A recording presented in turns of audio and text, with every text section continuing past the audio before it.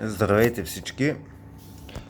Правя това видео като продължение на предното, което беше свързано с ТЕЛК. Както знаете, се лекувам в Турция с дарителска кампания. Не мога да работя заради болестта, заради моето състояние. И септември месец подадох документи за ТЕЛК. Да имам пенсия по болест и да вземам някакви пари. От септември месец обаче до сега няма никакво развитие на нещата. Обаждам се в ТЕЛК Габрово, казват, че документите били в Плевен. Оттам къде са документите не се знае. И до ден днешен ни ТЕЛК, ни нищо.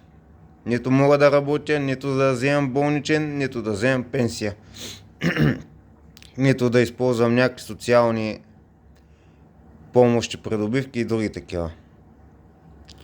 И тук искам да питам всичките онея 240 хубосника горе, дето се разделят комисиите и се назначават заместник на заместника на заместника, защото видиш ли се измарят много от работа, така ли се грижат за нас болните?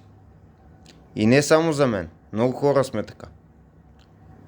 Само че моето мнение е, че това не е грижа, а това е живо убийство на такива като мен. Нарочно бавят нещата, нарочно според мен самотат документите и нататък, да може да не оцелеем. Какви здравни реформи, какви петля, абсолютна трагедия. Напълно загубена държава. Ей, това е.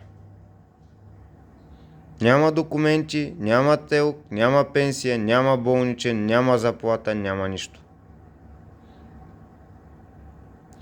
Благодаря на всички вас, които ми помагате да се лекувам, да живея. Без вас няма да оздравея, без вас за мен няма бъдеще. Бъдете здрави и се обичайте.